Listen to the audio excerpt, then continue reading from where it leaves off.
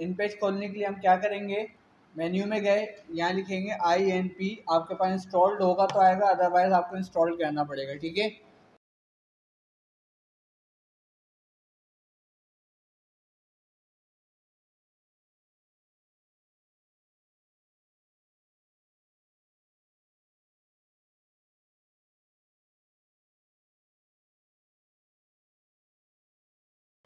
जैसे आपके पास इन पेज खुलता है, ये ब्लैंक सेटअप आता है। जैसे आपने देखा होगा फोटोशॉप के अंदर वो ग्राफिक्स का सॉफ्टवेयर है, तो उसमें पेज पहले से नहीं आता। ऐसे ही इन पेज भी एक ग्राफिक्स का सॉफ्टवेयर है, इसमें भी पहले से हमारे पास पेज नहीं आता।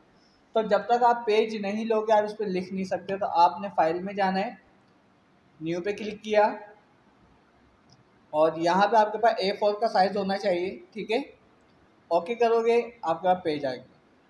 ठीक है, यहाँ पे बिल्कुल माइक्रोसॉफ्ट वर्ड की तरह टूल्स दिए हुए हैं, आपने इन्हीं का इस्तेमाल करना है। सबसे पहले ये साइज़ है कि आप अपने टेक्स्ट बॉक्स, इसका टेक्स्ट लिखने वाले टेक्स्ट का साइज़ बड़ा कर सकते हो।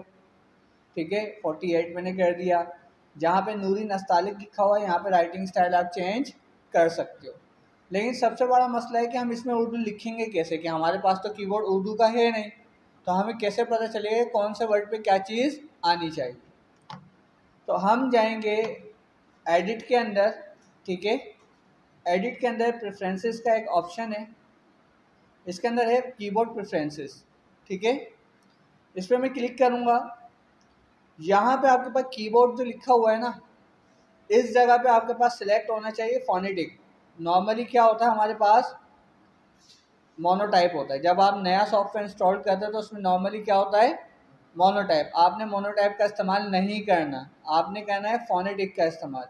फोनेटिक का मतलब होता है जो वर्ड साउंड प्रोड्यूस कर रहा है एक जैसा वैसा ही वर्ड आएगा। जैसे ए साउंड प्रोड्यूस करता है अलिफ का तो अलिफ आएगा, बी साउंड प्रोड्यूस करता है बे का तो बे आएगा। तो ये फोनेटिक्स के अंदर होता है। ठीक है, अब मैं जानना चाहता हूँ कौन सी की से क्या आ रहा है, तो मैं क्या करूँगा, फोनेटिक कीबोर्ड व्यू करूँगा और यहाँ पे मेरे पास पूरा कीबोर्ड शो हो जाएगा। ठीक है, जैसे कि ए, यानी कि अगर कैपिटल ए लिखूंगा तो अलिफ मद्दा आएगा, और स्मॉल ए लिखूंगा तो अलिफ आएगा। कैपिटल एस लिखूंगा तो स्वाद आएगा, और कैपिटल स्मॉल एस लिखूंगा तो सीन आएगा। ठीक है, इस तरीके से हर एक के ऊपर अलग अलग वर्ड मौजूद है। आप किसी का वर्ड यूज़ कर सकते हो, लेकिन शिफ्ट दबा के आप इस्तेमाल करोगे तो कैपिटल में आएगा, विदाउट उसके करोगे शिफ्ट के तो स्मॉल में आएगा।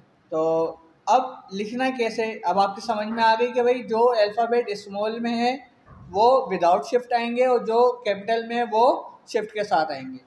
लिखते हुए इस बात का ध्यान रहे कि आपकी कैप्स लॉक बंद होना चाहिए। कैप्स लॉक क्या होना चाहिए, बंद होना चाहिए। अगर कैप्स लॉक खुला हुआ तो बड़ी ABCD आएगी, फिर आपको प्रॉब्लम होगी लिखने में। तो आपने क्या करना है, कैप्स लॉक को बंद रखना है। ठीक है, कैप्स लॉक बंद रहेगा तो आप सही लिख पाओगे। इसको क्लोज करेंगे, ओके। अब मैं अगर ए दबाता हूँ तो ए से क्या आ रहा है, अलिफ आ रहा है। बी दबाता हूँ तो बी से क्या आ रहा है, बे आ रहा है। इसको मैं सिलेक्ट करता हूँ और साइज बड़ा कर देता हूँ, प्रॉपर नजर आ रहा है। अच्छा, अब इसमें अभी मैंने लिखा तो इस पे अलग अलग आ रहा है, मैं चाहता हूँ मिला के लिखना। क्या चाहता हूँ, मिला के लिखना चाहता हूँ। अब जैसे मैं लिखा, मिला के कैसे आए, मैंने लिखा, अब पाकिस्तान लिखते हैं, पे लिखा और ए लिखा। जब कोई वर्ड ऐसा होगा जिसके साथ कुछ मिल सकता है तो उसके साथ ऑटोमेटिकली वर्ड क्या हो जाएगा, मिल जाएगा। लेकिन अगर मैं ए पहले लिखूंगा यानी अलिफ लिखूंगा, अलिफ के साथ कोई वर्ड मिल सकता है, नहीं मिल सकता, इससे वर्ड नहीं मिलेगा। समझ में आई? तो मैं लिखता हूँ पे, और अब अलिफ लिखूंगा तो क्या पे से अलिफ मिल जाएगा, मिल जाएगा। आ गया। अब मैं काफ लिखूंगा तो क्या काफ अलिफ से मिलेगा, क्यों, क्योंकि अलिफ के साथ कोई वर्ड नहीं मिल सकता। ठीक है, अच्छा, अब मुझे लिखना है अलिफ अलग, बे अलग, ते अलग, से अलग लिखना है, मिला के नहीं लिखना। तो आपने ए दबाया, अलिफ लिखा, एक बार स्पेस प्रेस करेंगे। कितनी बार स्पेस प्रेस करेंगे, 1 टाइम। अब देखो मिल रहा है कहीं,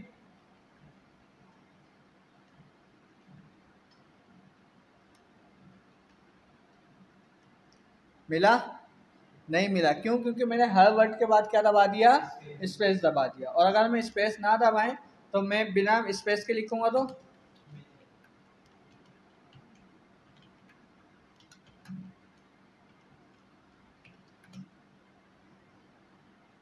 ठीक है, समझ में आ गई।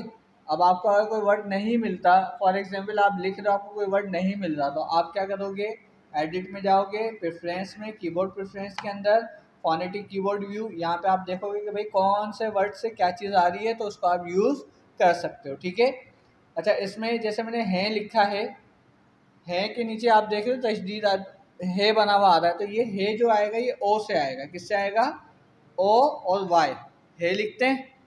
ठीक है, ओ वाला इस्तेमाल करोगे, एच वाला इस्तेमाल नहीं, यानी कि दो चश्मे वाला इस्तेमाल नहीं करोगे। क्लियर हो गई बात। ये वाला जो है आएगा ये किससे आएगा, ओ से आएगा।